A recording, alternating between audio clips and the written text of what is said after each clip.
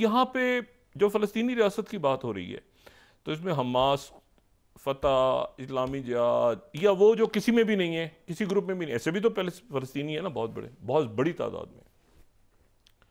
और इसराइल मैंने कल भी कहा था कि वो 48 में अक़वाम मुत्तहिदा का रुकन ही इस शर्त पे बना था कि वो दो रियासती हल की तरफ आगे जाएंगे और जंग रुकी थी और बाद में जो भी कुछ हुआ, तो ये कर नहीं सकते। अच्छा, इजिप्ट का जो बात हो ना, इजिप्ट का प्लान क्या है, अभी देखते हैं कि चंद दिनों में बातें और क्लियर होती हैं। इजिप्ट का प्लान, जिसके ऊपर जो बात की थी किंग अब्दुल्ला ने, किंग अब्दुल्ला ऑफ जॉर्डन, उन्होंने जो बात की थी ना कि इजिप्ट अपना प्लान लेकर आ रहा है, उस पर सारे अरब मुल्क तैयार हो गए। अरब मुल्क तैयार हैं तो जाहिर है कि उस पर OIC भी तैयार है, पूरी दुनिया भी तैयार है। वो प्लान ये है जिस प्लान को पेश करेंगे। अब इजिप्ट के प्रेसिडेंट शायद 18 तारीख को या 19 तारीख को चले जाएं वाशिंगटन, क्योंकि वो भी ज़राए के हवाले से खबर चली थी ना कि दौरा मुलतवी कर दिया। अब वो 15 तारीख को ही हो जाता है तो शायद वो प्रेसिडेंट सीसी चले जाएं, अभी जो काहिरा से जो वाइब्स आ रही हैं, क्योंकि उनकी तरफ से, ज़राए की तरफ से हुआ था ना कि अगर ये गज़ा पे ऐसा हुआ तो वो दौरा मुलतवी कर देंगे। लेकिन अब चूंकि नेतन्याहू को कॉल आ गई है तो नेतन्याहू अगले चंद घंटों में नेतन्याहू को भेजना पड़ेगा, अपने डेलीगेशन को भेजना पड़ेगा, और ये 15 तारीख को अमन मुआहिदा जो है ये आगे जाएगा और इसको जाना चाहिए, ठीक है। और वो जो अमन प्लान है वो ये वही अमन प्लान है जिस पे पूरी दुनिया पहले से आमादा हो चुकी थी, और वो ये है कि इजरायली फौज का इनखला हो जाएगा, ठीक है। इजरायली फौज का इनखला होगा और उसके बाद जो है, अब असल बात है ना कि फिर वहां कंट्रोल कौन करेगा, मतलब कौन देखेगा पूरी चीज को। तो वहां पे अरब ममालिक, यूरोपीय यूनियन, अच्छा अरब ममालिक में OIC के ममालिक भी हो सकते हैं। अरब ममालिक में आप मतलब वो अरब लीग और देखिए ना, तुर्किया की भी है ना, तो मतलब पाकिस्तान भी हो सकता है। और वहां पर उनका जो प्लान है वो ये है कि अरब ममालिक या इस्लामी ममालिक जिस तरह से भी करें वो, और साथ यूरोपीय यूनियन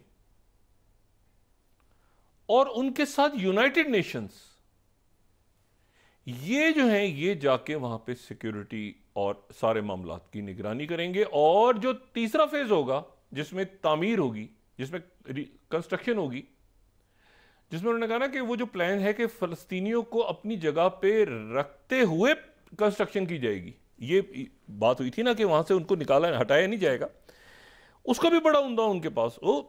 ये जो गजा है ये, इसका तो एक एक जो सेंटीमीटर इसकी ज़मीन का है वो तो अरब जितने हैं फ़लस्तीनी उनको पता है, उनका तो उसमें लहू गिरा हुआ है, खून गिरा हुआ है। तो प्लान ये है जनाब कि वो एक हिस्से से पहले जो है वो दूसरे इलाके में, यानी मिसाल के तौर पे आप समझ लें कि वो ये जहाँ पे जो रेफ्यूजी कैंप बने हुए हैं, तो वो कहेंगे जी अभी आप ये 2 रेफ्यूजी कैंप से बाकी जगहों पे शिफ्ट हो जाएं, तो बाकी लोग जो हैं वो वहाँ शिफ्ट हो, उस इलाके से वो सारा मलबा तेजी, अब वो नहीं है। अब आप ये जो मुल्क हैं हमारे UAE या सऊदी अरेबिया या कतर, ये बाकी वहाँ 8-8 10-10 साल नहीं लगते तामीरात में वहाँ, और दरमियान में चाइना और रशिया। तो अगर जो लोग वाकिफ़ हैं जो मॉडर्न सिटीज़ में, तो बहुत तेज़ी के साथ इमारतें बनती हैं।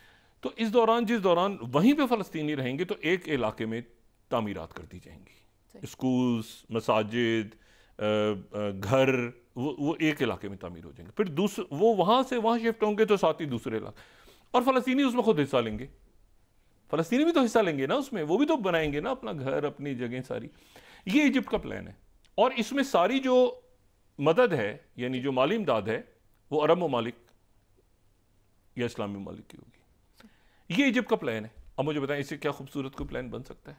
और बाद में उनकी गवर्नेंस क्या होगी वो उसके ऊपर एग्रीमेंट हो जाएगा सारा, कि उसमें हमास तो बनी इसलिए है ना कि वो, भाई देखिए हमास, ये जो जमातें हैं ये क्यों बनी है, ये इसलिए बनी है कि हमें एक रियासत मिले। जब उनकी रियासत का मसला हल होगा तो फिर उसके बाद क्या पॉलिटिकल ढांचा होगा अगला, किस तरह आपस में बैठेंगे सारे, वो खुद ब खुद निकल आएगा मामला। हमास तो पहले कह चुकी है ना कि हम तो इसका हिस्सा नहीं बनेंगे। जो है वो कोई ऐसा एग्रीमेंट होगा जिसमें रशिया, यूरोपीय यूनियन, इस्लामी ममालिक, ये कोई इशू नहीं। इशू ये है कि पहले बात तो आगे बढ़े, तो वो बात आगे बढ़ने जा रही है। ये मेरे ख्याल से सबसे बड़ा धचका है नेतन्याहू और ज़ायनिस्ट को जो अमेरिका ने थ्रो अंडर द बस। और ये थ्रो अंडर द बस जो है, इसका एक पैरेलल एक दूसरा आदमी भी थ्रो अंडर द बस हो गया, उसका नाम है ज़ेलेंस्की। दो लोग एक साथ थ्रो अंडर द बस हुए। अच्छा, और ज़ेलेंस्की के मामले में क्या हुआ है, वो ज़ेलेंस्की का तो अजीब ही किस्सा हो गया ना। प्रेसिडेंट पुतिन के साथ प्रेसिडेंट ट्रंप ने 1.5 घंटा टेलीफोन पे बात की है। प्रेसिडेंट पुतिन के साथ प्रेसिडेंट ट्रंप ने तमाम नेटो को, तमाम यूरोप को, तमाम ईयू को, तमाम ज़ेलेंस्की एंड कंपनी को निकाल के ट्रंप और पुतिन के दरमियान 1.5 घंटे तवील गुफ्तगू हुई है। अच्छा, 1.5 घंटे तवील गुफ्तगू हुई और बड़ी जबरदस्त हुई है। और उसमें जनाब उस गुफ्तगू से के दरमियान ही कहीं आगे पीछे 2 कैदियों का भी तबादला हुआ है, ठीक है। और उसमें जो एक जो उसमें कैदी हैं वो एलेक्जेंडर विनिक को छोड़ा है अमेरिका ने। एलेक्जेंडर विनिक जो हैं ये कोई 4 बिलियन डॉलर्स के इक्वलेंट बिटकॉइन क्रिप्टो करेंसी कोई फर्म थी, और उसमें इनको अरेस्ट कर लिया था ग्रीक पुलिस ने, ग्रीस में, यूनान में। उसके बाद इनको फ्रांस के हैंडओवर किया, फिर वापस ग्रीस के हैंडओवर कर दिया 2017, और उसके बाद अमेरिका की दरख्वास्त पे अमेरिका के हैंडओवर कर दिया। तो इनको पकड़ा हुआ था वहाँ पे क्रिप्टो करेंसी के इल्ज़ाम में। रशियन नेशनल है ये, और इनको जो है वो इनकी वहाँ से रिहाई अमल में आई है। और उस रिहाई से पहले जो है वो मार्क फोगल जो हैं, जो एक अमेरिकन हिस्ट्री टीचर, उनको जो है वो रशिया में एयरपोर्ट पे गिरफ्तार कर लिया गया था कि जी उनको वाइट हाउस में बुला के बड़ी उनकी मुलाकात हुई है जो प्रेसिडेंट ट्रंप के साथ। वो हिस्ट्री टीचर हैं, और साथ ही उसके जो है वो उन पर इल्ज़ाम ही लगा कि उनकी जो मेडिसिन है उनके पास, उसमें जो नशा आवर दवाइयाँ हैं तो वो ज़्यादा हैं। तो उस इल्ज़ाम पे उनको रशिया ने पकड़ा हुआ था। तो ये कैदियों का तबादला हुआ है। लेकिन एक बड़ी इसमें इंटरेस्टिंग बात ये है कि जो इसके ऊपर जो वाइट हाउस से स्टेटमेंट आई है वो है, अच्छा इसमें कोई यूरोप किसी को कुछ नहीं पता कि क्या हो रहा है। इसमें जो 13 स्लाइड अगर देखें तो नेशनल सिक्योरिटी एडवाइजर का जो बयानिया आया है कैदियों के तबादले पे, वो बड़ा इंटरेस्टिंग है। और वो जो बयानिया है, वो जो बयान है, वो जो स्टेटमेंट है 13 अगर मैं देखूं, नेशनल सिक्योरिटी एडवाइजर जो हैं, नेशनल सिक्योरिटी एडवाइजर वो कहते हैं कि प्रेसिडेंट ट्रंप और उनके स्पेशल इनवॉय कौन से, स्टीव विटकॉफ, उन्होंने ये अनाउंस किया है कि Witkoff is leaving Russian airspace with Marc Fogel. अच्छा, ये जो है ये जरा देखें आप, स्टीव विटकॉफ।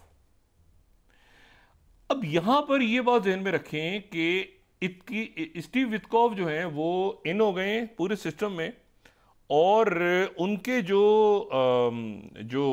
नुमाइंदे थे